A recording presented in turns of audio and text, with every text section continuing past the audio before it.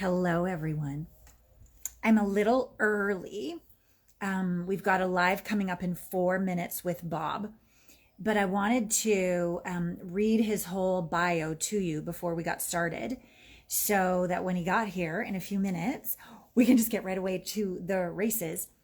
Today, we're going to be talking about unleashing inner freedom, which is going to help you conquer stress, which is going to help you support you with dissolving addiction and dissolving anxiety as well. And Bob is somebody who is very dear to my heart. He is, we'll tell you the whole story of how we met when he gets here, but he's an inspiration and then some. So let me just read his bio while we're waiting a few more minutes for him to get here so we can go right in. I can see Grace, you're here. Awesome. Jeff, awesome. I'm glad you're all with me. This is really good. Okay, so here's who Bob is.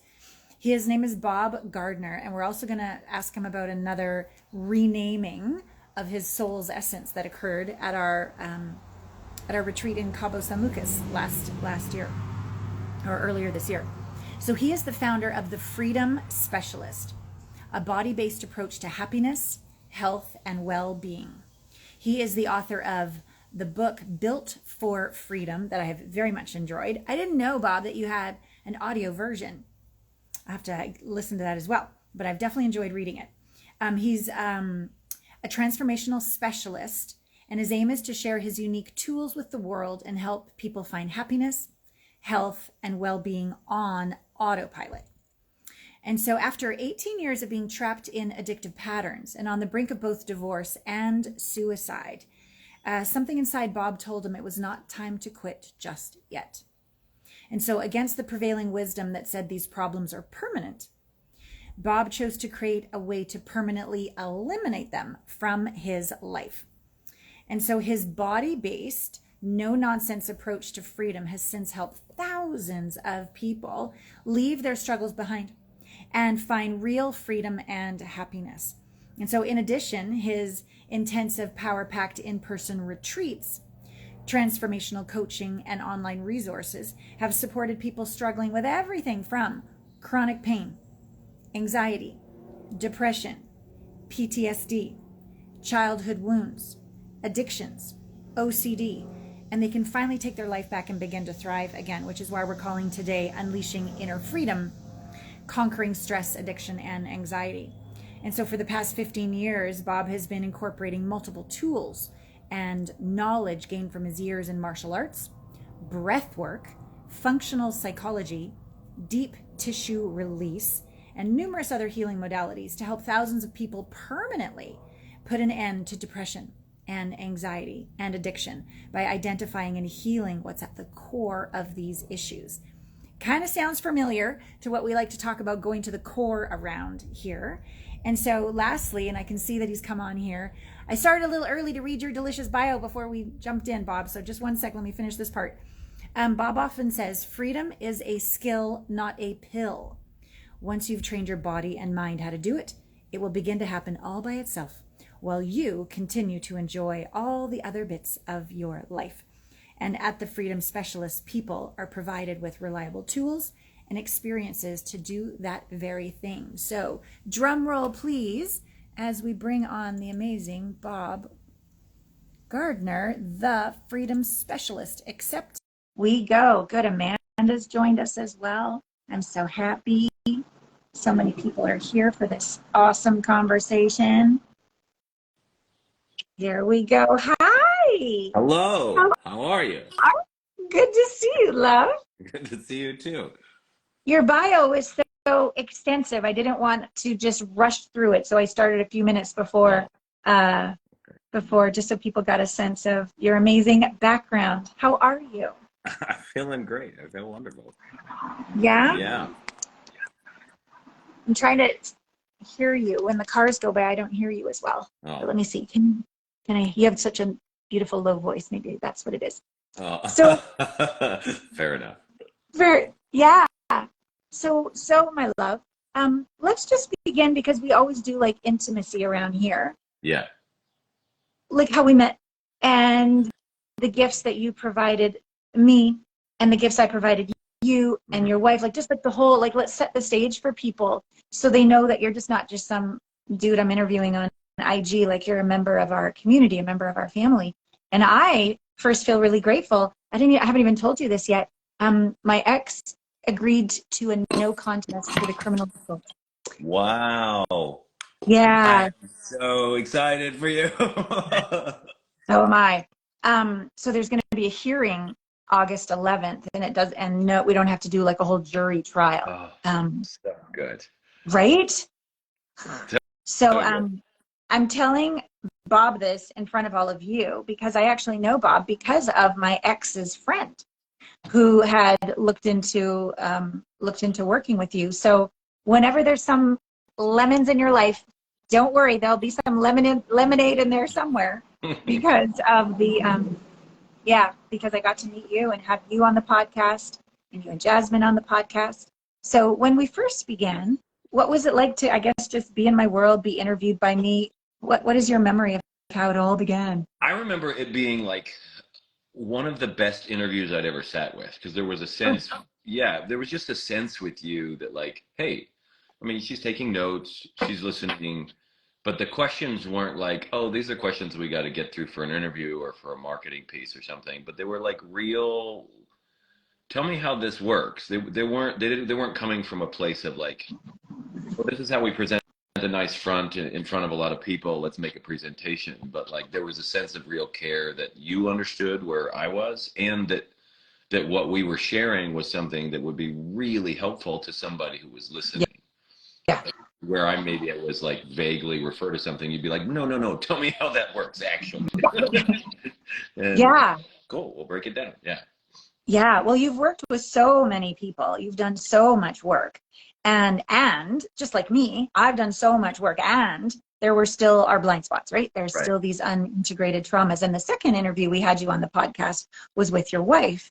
And I was so amazed by the connection and what you'd figured out. What was it like for that stage of getting to know each other when you revealed, behind the scenes with your marriage?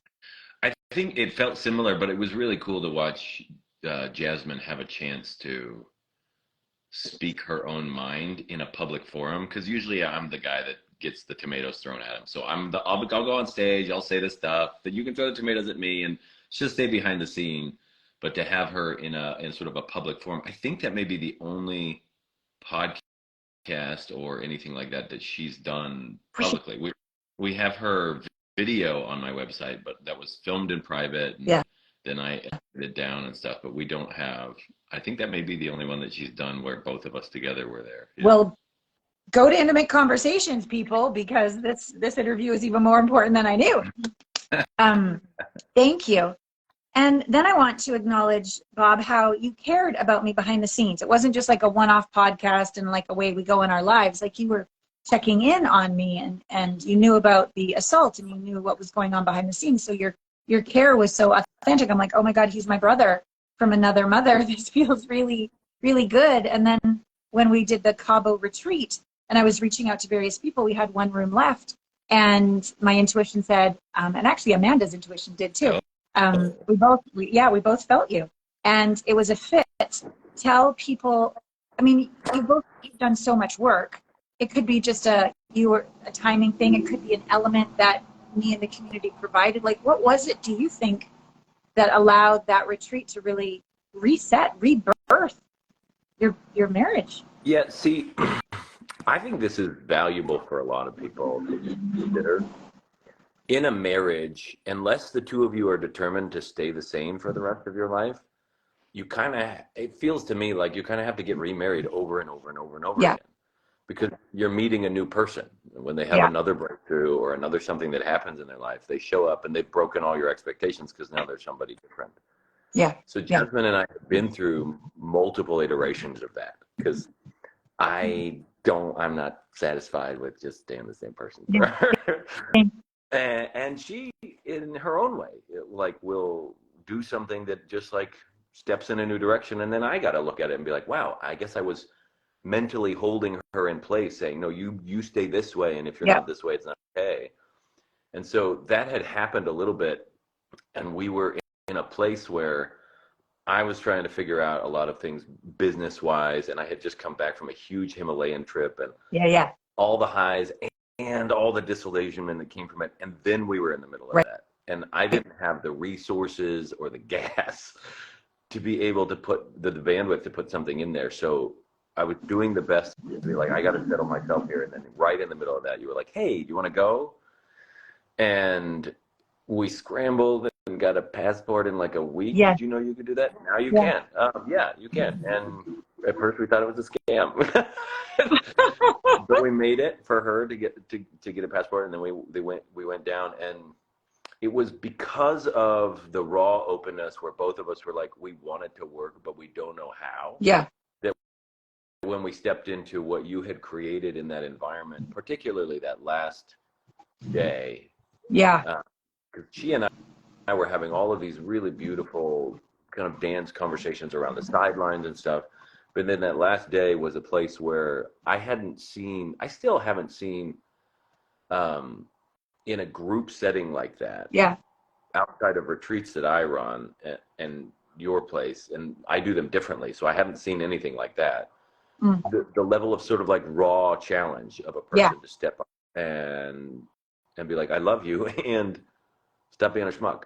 And that's not how it came across. That's not, she didn't say that, but yeah. But there was this beautiful invitation from you and from the other members of the group where I got to see for the first time, like beneath what I had made of Jasmine, and see this sort of like raw little sparkle of life going like, oh, wow, she is there. And oh, these are all the ways that I hadn't let her in yet. And like all the blind spots. Yeah. And Do you remember what she said to you? I mean, she took the prize. I mean, she hadn't done any coaching with me at all. All the words. Yeah. I probably don't remember all the words, but I remember her saying like, look, you created all these things that are helping everybody else, but they're not like helping you right now. And you need to step up and do this other thing. And I've been waiting for you my whole life, you know? Yes. And I'm here and I feel like I've made this decision, but I still feel like you're keeping me out. And I'm just sitting there like soaking this in the beautiful Mexican sunlight, going like, wow, crud. Okay. This is real. All right, let me look at it. And it was just, I remember the glint in her eyes and the way the brown was kept. It was just amazing. Yeah. Yeah. It was, thank you. It was so breathtaking to watch both of you and to be able to create the container for that level of heart-centered challenge. And then for you to receive it. I'm just going to make this shit up. Like, you tell me if I'm on the right track. I feel like as leaders, we often become lone wolves. Yeah. And we're just so focused on contribution and serving, etc., that I don't know if you had sisterhood or community or a sense of belonging on your path to balance out having to be the masculine father and lover and business owner and everything. So did that play into your capacity to receive? Because we had your back. Like, who has Bob's back? Bob's in charge of everything. Yeah. But now he's got a community and he's got a sister in me. And we love you and see you and don't judge you. And it's totally safe to come completely undone here and be reborn. How did that affect you? I think it was. I remember, and for anybody out there who's trying to help anybody, it could just be a mom at home, for crying out loud, you know, when dad's at work all the time and she's the lone wolf. True. But for a long time, I've traveled everywhere looking for all the answers that nobody had. And then I created them. And then the people who work with me are people that originally came as people who needed help. So I've always been the guy with the answers. Totally. And it's like I need answers from somebody else, but sometimes I need to not be the coach, you know? Yes. And it was really refreshing to step into that space, to see a bunch of beautiful people that didn't need me, and yet somehow turn around and were there for me, despite not knowing each other like for very long, you know. Yeah, just a couple days. It was very helpful to recognize that friendship is a possibility. Yeah. And then she writes this epic poem, blows us all away. You get new rings, new vows, new names, right? Mm-hmm. So gorgeous. So you're such an inspiration. Thank you for not just being the leader, which is important. I think the way the world is moving, we don't just want these perfect people leaders with the solutions. We want to be a we want to be walking side by side, hand in hand, so that I have my shadows, you have your shadows. We're all in it together, and we're stronger together. So I can't remember when in all of this. I think I had done some sessions, a private session with you before Cabo, and then I did another one after. Yeah, Does that feel right? I don't remember before. Oh yeah, you had. With Yeah, you had. you. So when I said, "Oh, I want to learn from you too," so Yeah. this like brother sisterhood or this co-creative leadership started to evolve. I want to tell people that Bob is so this embodiment work that I'm so a part of. The very first session I had with him, my feet so did not want to be here that I crumpled and curled in this little ball and screamed bloody murder and was like, no! And then by continuing to do your work, continuing to do my PSI work, the second time we had our private session, you really said, oh my God, look at you. Yeah. And this is bonkers, but I literally had pleasure in the discomfort of receiving the different body work that Bob did that made me recoil before. I opened, I surrendered, and I allowed, and it was almost pleasurable. So why don't we shift into what is it you do here, unleashing people's inner freedom, conquering their stress, addiction, and anxiety, and feet that don't want to be on the planet? Yeah. Basically, like what I had to come down to was that like all the problems that I was dealing with, all the problems that other people were coming to me dealing with, the more I talked about them, the more complicated and convoluted they got. It was like I could chase from in the brambles of the mind. I can get out of one area of the brambles, but then I just find myself in another spot. Yeah. And yeah. It was like if I'm at war with the mind, then I'll never be at peace because I'll always have a mind. And thank you.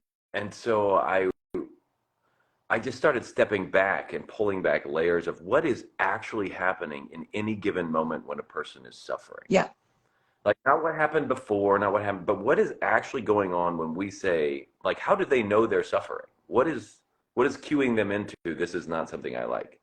And it started to boil down to this awareness that not to take away from the meaning we make of all of the things in life, but that ultimately it all boils down to tension patterns in the body and chemistry that's flowing through the veins, the way we're breathing, the way we're standing, the way we're holding ourselves, and what experiences what those building blocks give to the mind to make experiences out of them. Yeah. And, most of us live in a world where Voldemort lives at the bottom of the castle in the form of a basilisk. And so we have these great parties up above, but there's danger lurking beneath.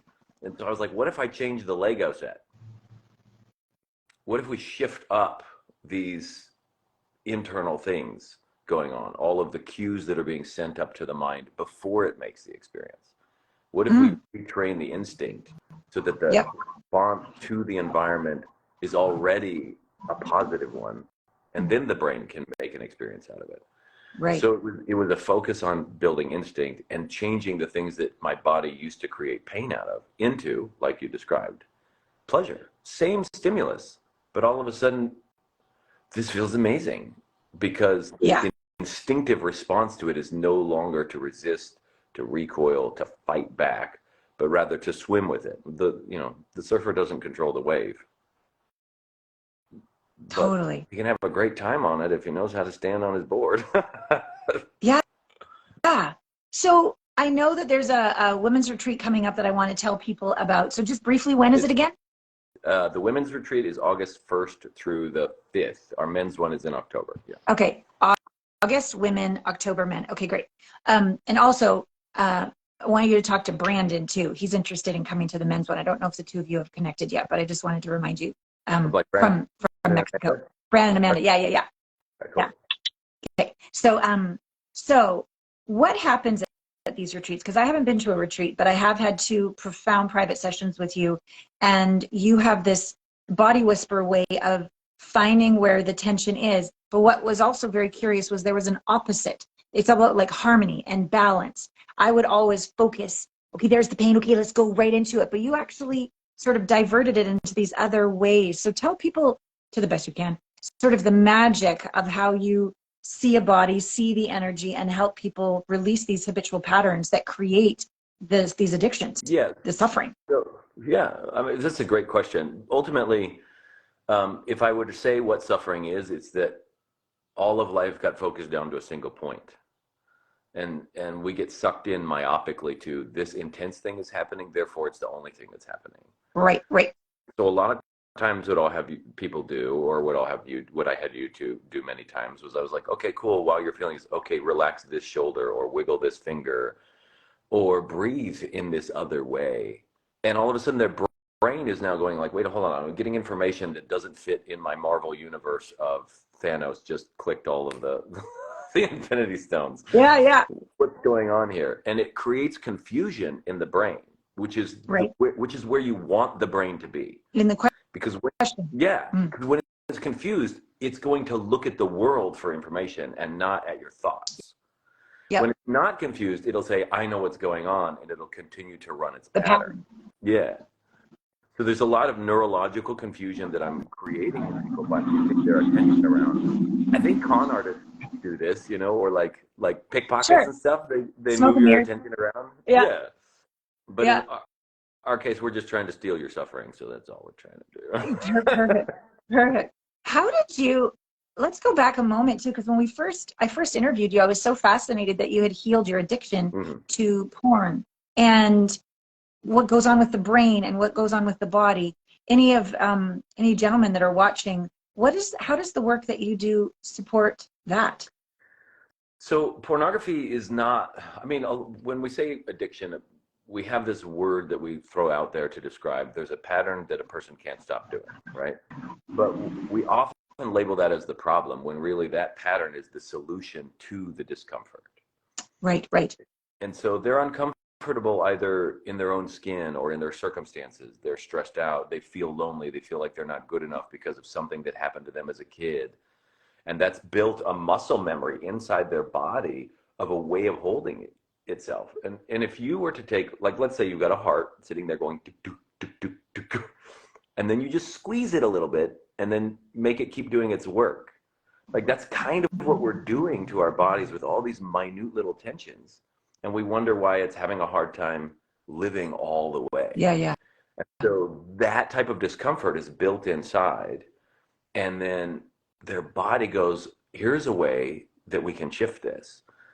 If I go, masturbate in the corner, or if I go yell at somebody, or if I want to get an adrenaline rush when I'm outside, or if I binge this many potato chips, or whatever I do, my chemistry changes.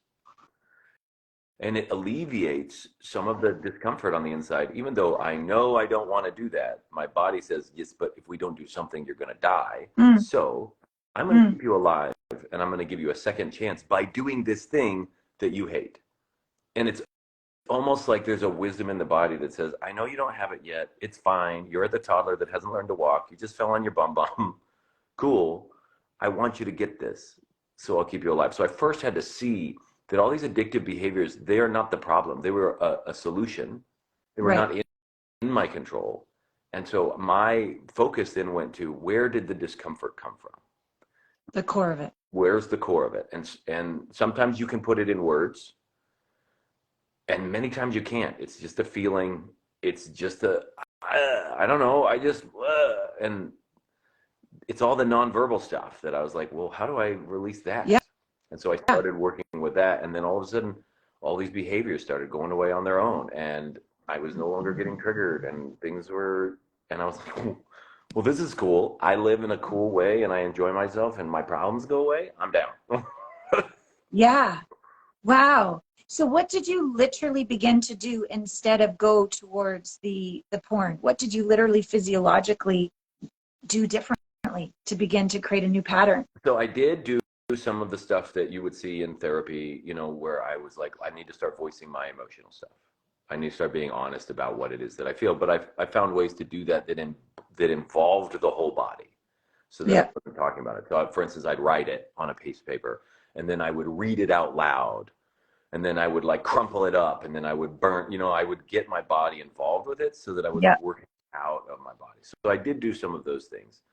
But most of what I did was breath work of a variety of different kinds. I did chanting, like vocalizations that started to create chemical changes inside my body. Yeah. I breathed. I trained in martial arts because I love martial arts, but sometimes I go dancing. Yeah. And I'd tell stupid jokes, and then I would get interested in something. And in many ways, it's the same process that I'm taking my dad through right now, and he's not dealing with it, Yeah. but he's Yeah. dealing with it, you know? Yeah. Let's transition there. Thank you for your beautiful text yesterday sharing. You're an exquisite writer. And so tell people, so here's Bob showing up in contribution, doing this IG, leading a retreat soon for women, and your dad's got stage 4 cancer. So first, how are you? How are you? I don't know that I have a good answer to that question that would make words happen. That's why I've been journaling and writing. A sound is okay. On one hand, there is like, I'm just watching beauty unfold. Like I came to terms with death years ago. And so I'm not resistant to it at all. And so I come and I just watching this beautiful human being. And my commitment is like, I just don't want him to like all the embers to burn out early. And then we're just waiting for his body to decide to decay. Yeah. I want him to live all the way to the end, you know? And so I go back and forth.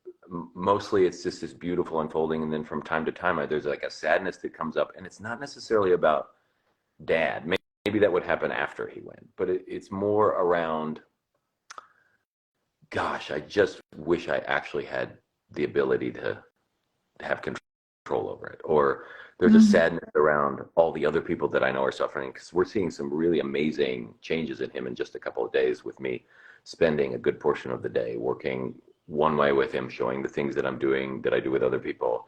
I mean, we've seen tennis ball sized nodes like start to dissolve. Now they're this size. You know, Wow. we're seeing some really amazing things, and it's not rocket science. It's just working with the body the same way I know how to do. And I don't have a clue what's actually happening, except I just know how to listen to a body and go, feels like we got to do this. And that's it.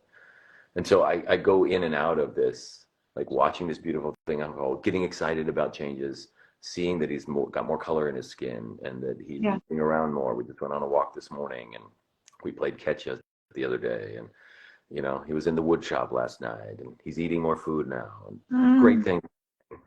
And then I go look at all the rest of the world and all the people in his neighborhood that have come by, and they're struggling, and they haven't been given these simple tools. Yeah. And so I feel this like almost world sadness. Like I wish I could just get the message to all of them, and not have them so skeptical because they've been burned so many times before that they have to prove it right before they can just, it's simple stuff. But sometimes I spend more time convincing somebody to try it than actually getting them results.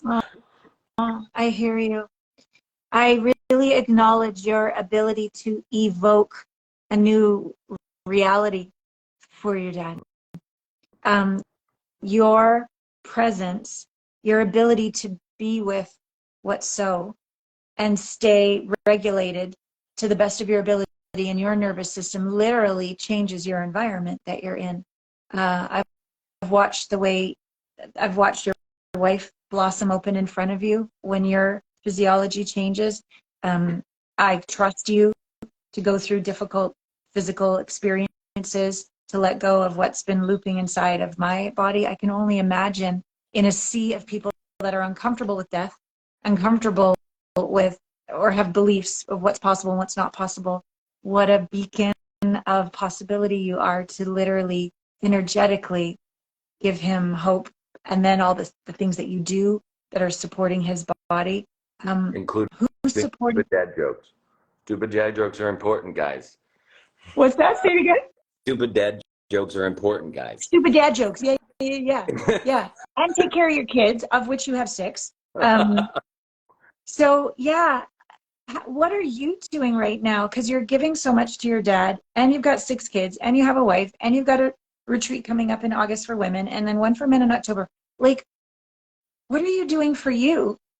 So I take time to go on a walk every day, and then when I kind of have the night shift for the medicine, so there's time for me to write, and sometimes it's poetry. Right now I'm journaling and sending that to my sisters so that they have a window into what's happening, and they can see from a different perspective what's there. Wow. And trying to finish my companion book that I'm writing.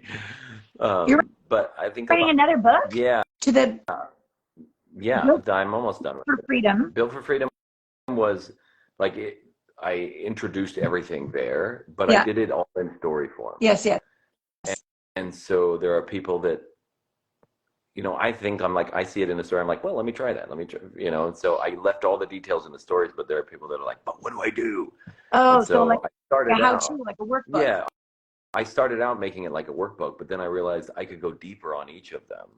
I mean, if I'm going to give to somebody, I want to give everything that I can in a certain situation. And so it's become a bigger project because I'm starting to share things, some of the things that I do in retreats in it and other things so that they really grasp what's there. And it's not just oh yeah, here's this little, do this and all your problems will be okay kind of thing. But it feels like a really genuine invitation. And the thing that I sent you is probably how I'll end the book. Oh, what you've written. Yeah. So maybe that's how we can end this IG Oh, Live. Maybe that could be lovely. no. I would like to know what your sort of mission is, and then let's weave it into this retreat coming up for women and what women can expect and why they would want to come, because already we have people in our community that have come and raved, you know, Brandy and Amanda, and so yeah, what would you say your mission is? Like if I've done good on this planet, I will have what? So because we just barely started a nonprofit to be able to raise money to help people who need that kind of support. Oh, amazing. And the slogan of the nonprofit is happiness, ease, and well-being on autopilot, right? That's On autopilot. yeah. Uh-huh. Like I want to put in people's hands, like I want to reintroduce them to their body and recognize that they were already built for freedom, that the tools are already there. Mm.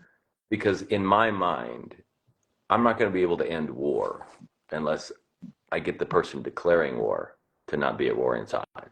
And I'm not going to be able to end domestic violence unless I get the people that are wounded to no longer be wounded.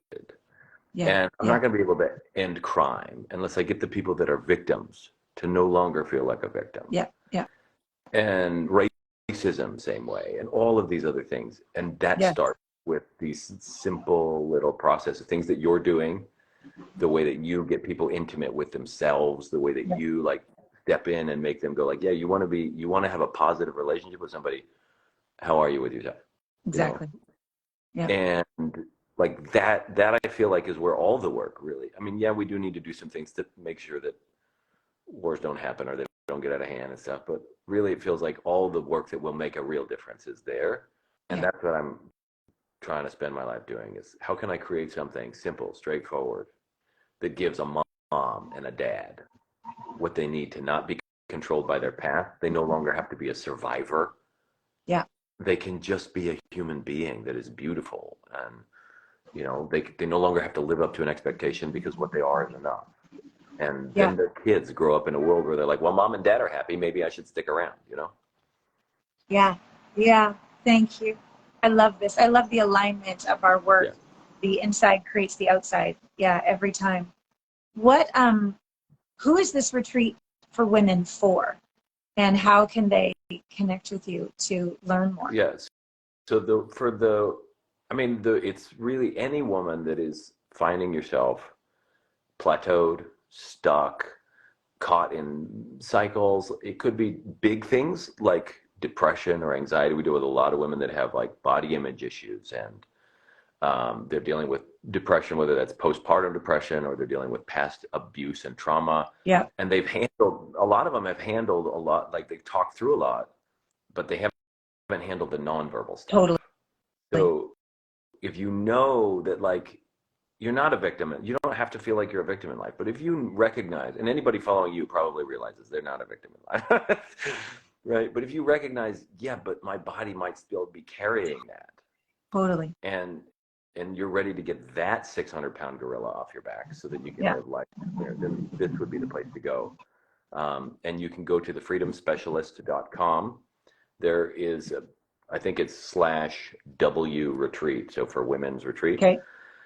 And that's a page where you could sign up directly, or you can schedule a call and talk to us if you have specific concerns. We want to make sure that you can see from the outset, like there's some stuff to do in preparation and some support you can get beforehand. There's support afterwards. It's not just well, this is the magic bullet, let's take it. It's like we're here to make sure that you can see how this will help and where to move forward. So beautiful. Yeah. Because when we did that first session, you sort of looked at my body and it was all kind of like off kilter. Mm-hmm. Shoulders were off, hips were off. Everything was just trying to keep it together. Right. And my feet did not want to be on this planet. Did not want to be, I didn't want to be embodied. I didn't want to take up space. I didn't want to get hurt again. And then by doing your work and the PSI work that I did, I was, as I said earlier, so amazed. Oh, that's good. You've got the freedomspecialist.com/W retreat, women's retreat. Okay, perfect. Thank you for putting that in.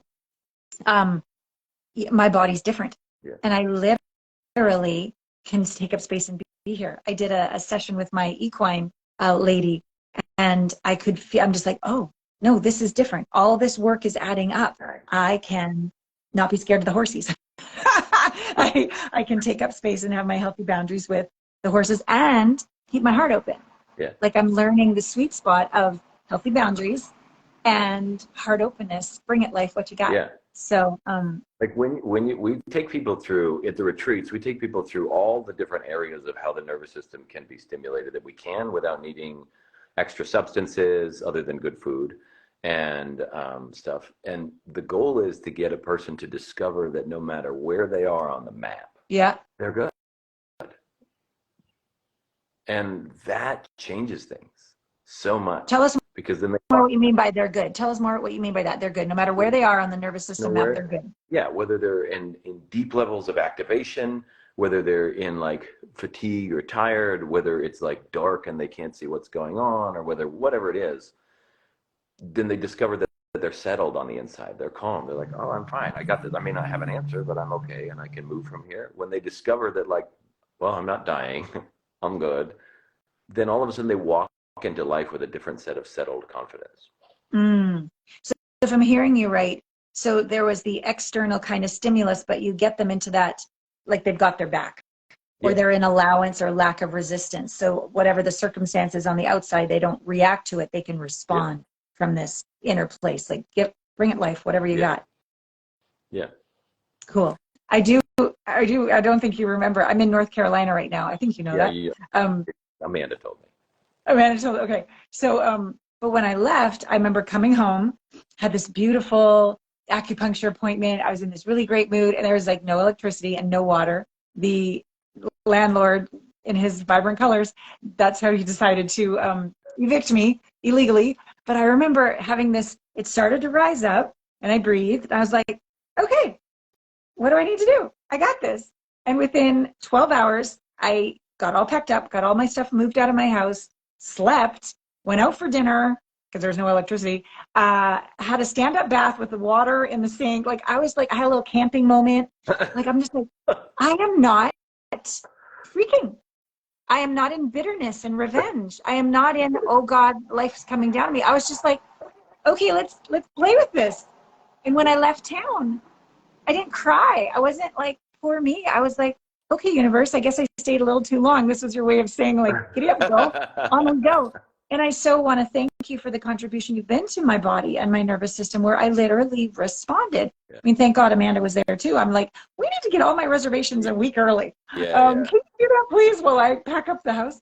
But it happened. So I just reflect that so that when we go through life, because life will happen to all of us, it's night and day. All of our resources, we just spend them and we freak and we create more problems, or we respond and life becomes flowing and miraculous. Yeah, life is happening anyway. We can't change that. We might as well enjoy it. Thank you. Yeah. So two more questions. One, and might as well enjoy it. Even death. Let's go right there. So how are you helping Dad, even though could be 6 weeks, 6 years, who knows?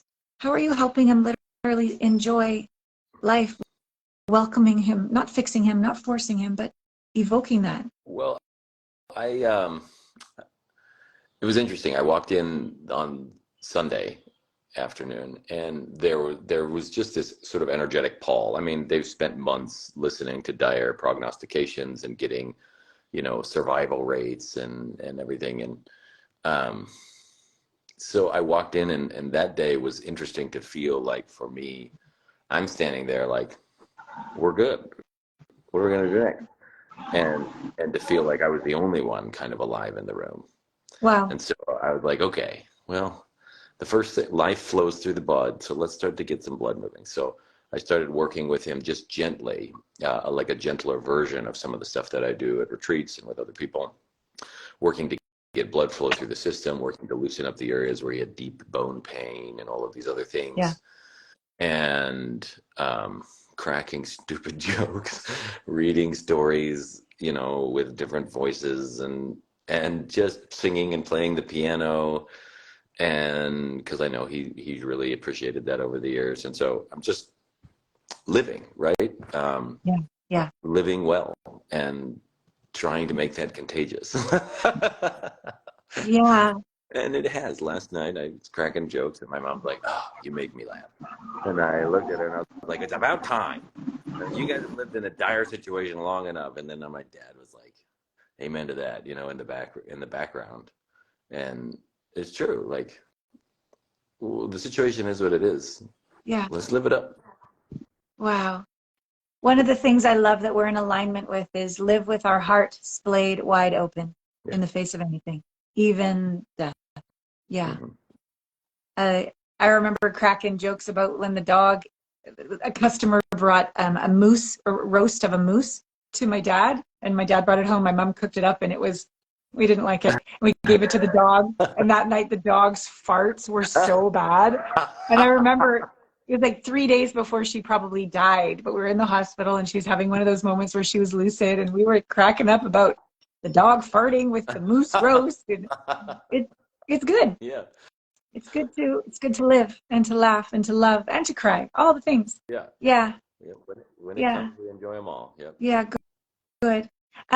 Question: does your wife come to the women's retreat as well? Because you are a man and you have male assistants, but are there also feminine people there as well? Yeah, to we support have. the ladies, and why is that important? So one of the things with it was there are a lot of women's retreats out there run by women. Yeah. You've probably been to a lot of them, for all I know. And that's a great place to be. That's a really great place to be. They get a lot of help, but in those places, they aren't necessarily confronting their issues with men. Yeah. And so one of the reasons I started running retreats for women, even though there are fewer of them than the ones that I run for men, but is because it's a first chance to engage with a man who's there to care for you.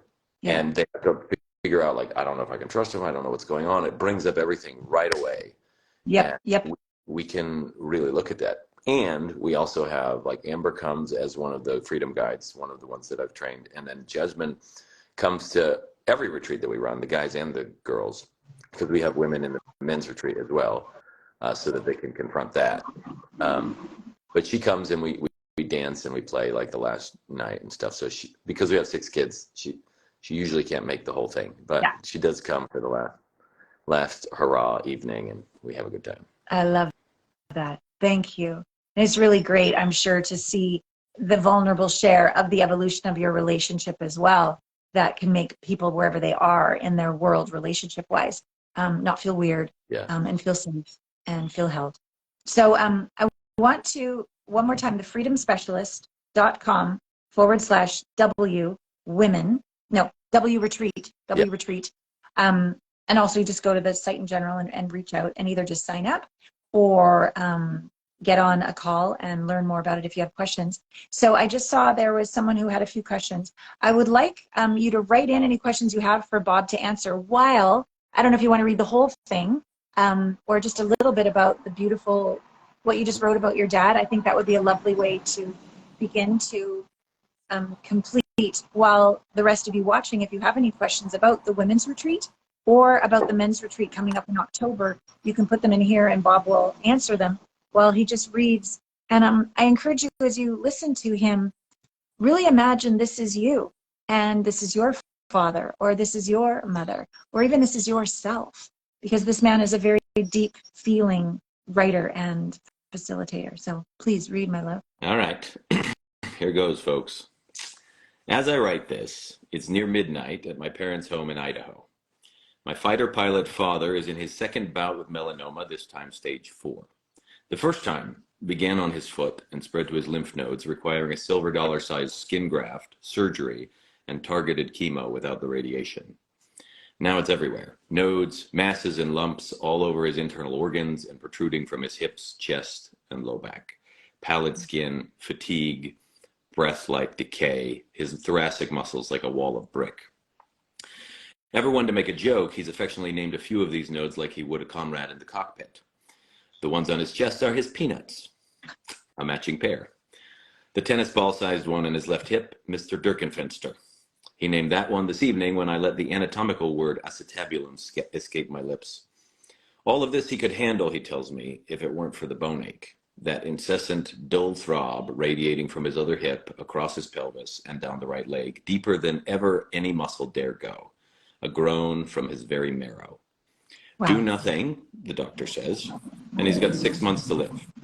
Do this immunotherapy, and the 5-year survival rate is 15 to 25%.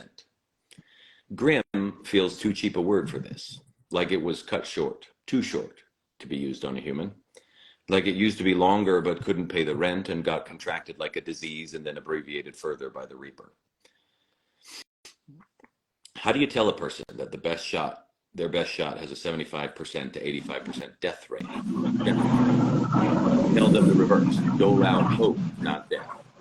Yet the first of 6 treatments either hasn't taken hold yet or is doing its job remarkably well. To inflame his body against the cancer, to teach it by brute chemical force that those rabbit-like cellular mutants are enemies, not allies. To declare all-out war within, to collect its spoils, not treasure and glory, but nausea and a tainted taste on almost everything he manages to choke down. He's hardly eating and has been to the emergency room twice in the past week, his belly full of air but no food. So I'm here to help. It's not my job to rail about healthcare or poke jabs at all the different kinds of professionals trying to make the best out of this. There would be no point. Cancer is his own body's answer to whatever is going on inside him. They are hoping with all their medicine to cut that answer short or at least make it less snarky. I am here to help him live again. I hope to make a quitter out of him yet too, to quit spending whatever days he has left trying to wrap his head around this microscopic terror, to quit planning for the next set of pills or IV infusion. Those will happen when they need to quit getting stuck in recounting his woes to every new person who asks and instead get him moving, thinking, and possibly even playing, to get him engaged with living. I gently rock his body and massage the muscles to get fresh blood and nourishment to the areas of pain. I goad him into walking barefoot around the yard. I sing and play the piano. I read him a story out of a recent book he's picked up, voices and all. And I'm honest about what I'm doing. Whether you've got 6 days, 6 months, or 6 years more to live, I tell him, it's time you enjoyed it. He nods his head a little. I continue. To me, eat, drink, and be merry is a spectacular advice. Eat well, drink plenty of water, laugh lots. To that, I might add, breathe easy, move without disturbing yourself, stand in awe. In a basic sense, this 6-step recipe is all we do at our retreats. It's a very deep and full-bodied form of living at play, and people get markedly better in just 5 days of it. To them, I say, life is already happening. You can't change that, so you might as well enjoy it. To my dad, I say, tomorrow we're playing catch. Wow. And you did, huh? We did. We did play catch. Yeah. And how do you feel right in this moment reading that, my love? It feels, I mean, it's beautiful to share. You know, it's still, there's a temptation to want to always like encapsulate what's happening into some sort of concept so that I know what's happening and I can find comfort in that kind of closure. Yeah. But I know very clearly that change, like in the back of my mind, the Buddha's words are ringing: impermanence, impermanence, impermanence. You know, Yes. every person Jesus healed still died eventually. Yeah. You know, Yeah. and so did he.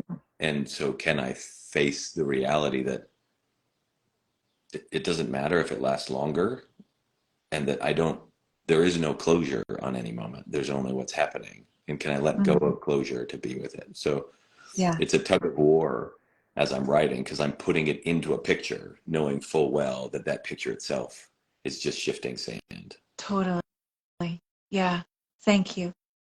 Thank you for thank you for the writing. Thank you for acknowledging that, trying to put it into this something you can hold and understand and control, Yeah. when indeed you can't control any of it. And everyone gets to die the way they want to die. Everyone gets to live the way they want to live. And can we, like you so beautifully teach people, can we allow? Yeah. Can we allow and keep our heart open to it? Yeah. So it's a little raw. Yeah. A little bit. Thank you for being raw. Thank you for being real. It makes you more approachable, more real, more trustworthy. So thank you for that. Thank you right in the midst of it all, being with me today. Thank you for being in our community. Thank you for letting me love the shit out of you. Thank you for loving the shit out of me. Well, there's a lot of shit we need to get. For both of us. Yeah. For both of us. Yes, yes. And so all of you, I encourage you to, I saw some of you wanted to ask questions, so maybe it's best you reach out directly to Bob to ask him these questions. Yeah. TheFreedomSpecialist.com is the site. You can contact him there, and /W retreat is the way that you ladies can sign up for the retreat in August. And I highly recommend it. Many of my clients have already gone, many more will.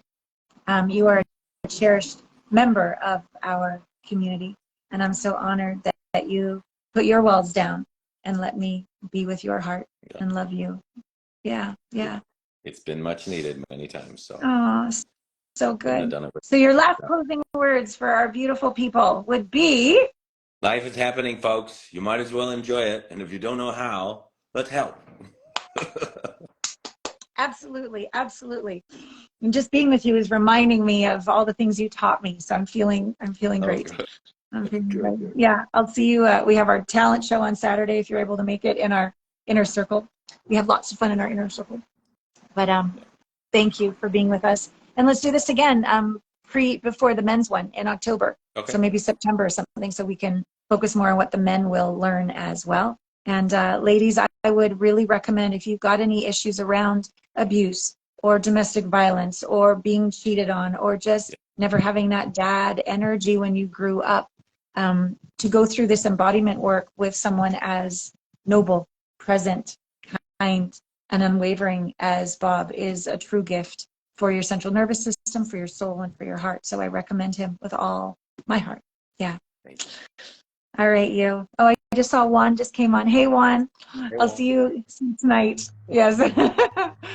All right. Love you, Bob. Love you too. I'll see you soon. Okay, Love all bye. of you. See you next time. Bye. Bye.